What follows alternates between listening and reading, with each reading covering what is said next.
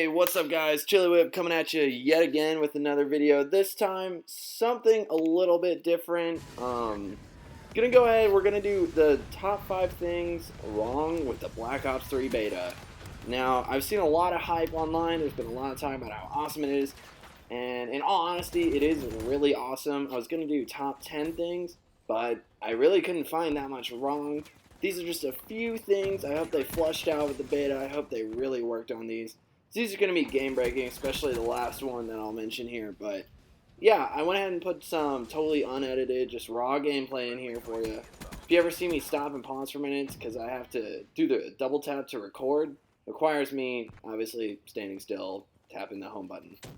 Alright man, but let's get into this. So, there were sometimes playing Safeguard and Domination that the spawns could have been better. There were times, especially playing Safeguard, that I spawned directly in front of an enemy or in like bullet fire that was already coming towards someone else. And it was really annoying and it was really kind of dumb, man, to have a beta for 2 weeks and you're trying to have fun, you're trying to have like a good KD. You spawn in bullets that are already flying and it's disappointing, just to immediately die like that. And then you spawn back, especially in Safeguard. I would spawn back, and I would only be like 10 feet from where I just died.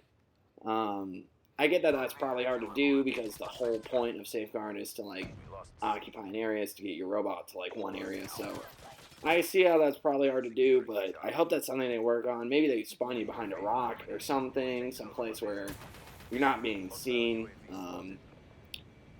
Whatever, man, whatever. Okay, another thing I saw a lot were wall running deaths. I would hop on a wall.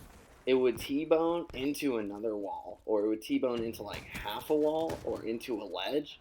I wouldn't be high enough on the wall to actually mount that ledge, and I would just pop off and fall to my death. It was really annoying. It was something that really got on my nerves. I would be, running across the map. I'm on a 5 kill. I'm doing something crazy. Hop on a wall, and you're going, and you're gunning, you shoot that guy, and then you hit the edge, and you fall off. I don't know, they could have done a better job. This is one example right here, where I hit the wall, and I just fall. No reason. But they totally could have done a better job of maybe using like an auto mantle system, like Advanced Warfare does. I know that's pretty glitchy too, but it would have been better than just nothing falling to my death. Another thing, number 3, we're gonna go with most gunfights were pretty fair. I'll give them that. That was something I really enjoyed. Is that most of the gunfights were really fair. Some of them though, you would just show up and the guy would have, you know what I'm saying, like some new weapon. You had to be like level 30 to get it or something, and you would just die immediately. Literally melt you. Did not matter. But those were few and far between. I really enjoyed the gameplay on that. So diving into number 4 right here, we're going to go with the specialist abilities like Glitch. Glitch I found was not useful as much as they made it seem like it was useful because of how fast you die in this, because it really only takes a split second. If you have your fingers on the triggers, if you're really trying to get out there and gun people down, you're not going to be able to use Glitch before you die. It's not going to happen. It is really like a very strategic thing. I unlocked it as one at like almost the very beginning as one of like the second or third unlocks I did, and I was really hyped to get to use it. And I was like, no way, you can go back in time. That's so cool. I'm really hyped. Used it a couple times, man. I honestly did not use it that much because it was so annoying to try and use it. You like smash your bumpers and you're dead already, and it doesn't matter. So that was pretty lame in my head, man. That's what I think of that. Another thing is that I know you got to be a high level to unlock it, but the scythe, for real, I did the entire time playing the game, and I'm not a bad Call of Duty player. The entire time playing the game, I never once outgunned somebody using a scythe, unless I like snuck up behind them or somehow had the drop on them.